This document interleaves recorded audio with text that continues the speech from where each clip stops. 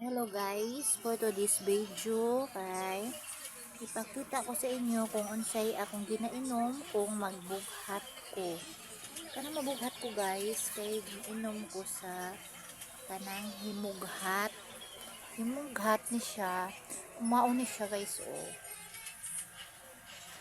Kuha ni siya guys kanang kahoy na akong gilaga niya.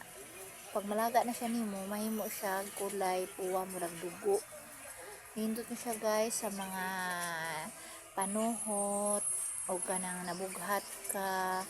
Nindot ni siya nimo inumon. Sibukaw ni siya ang pangalan guys, mao ni siya ang iyang kahoy o kaning